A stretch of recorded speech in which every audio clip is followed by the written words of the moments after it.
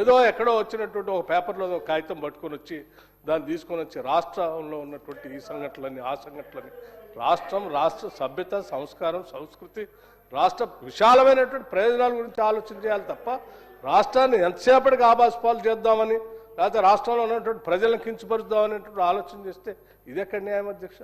ఇది కరెక్ట్ కాదు. వారు 10 సంవత్సరాలు మంత్రిగా పనిచేశారు, సీనియర్ శాసనసభ్యులు.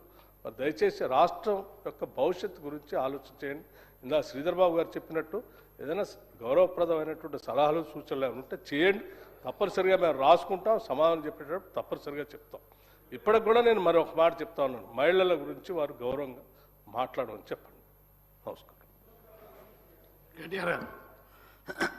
స్పీకర్ సార్, ఇది బహుశా 7వ 8వ ఇంటరప్షన్ సార్ ఇది. కాబట్టి మీరు దయచేసి మాకు సమయం ఇవ్వాలి. గౌరవ డిప్యూటీ సీఎం గారు ఒక మాట అన్నారు అధ్యక్ష, 40,000 కోట్లు కాదు 57,000 కోట్లు వడ్డీ లేని రుణాలు ఇచ్చామన్నారు. అంతేగా సార్ మీరు చెప్పింది? 57,000 కోట్ల వడ్డీ లేని రుణాలు ఇచ్చామని ఆన్ రికార్డ్ ఇప్పుడు డిప్యూటీ సీఎం చెప్పారు. Sir, I challenge the honourable deputy CM. ఆయన చెప్పిన మాట వాస్తవం అయితే, 57,000 కోట్ల వడ్డీ లేని రుణాలు ఇచ్చిన మాట వాస్తవం అయితే ఆర్డర్ కాపీ చూపెట్టమనండి.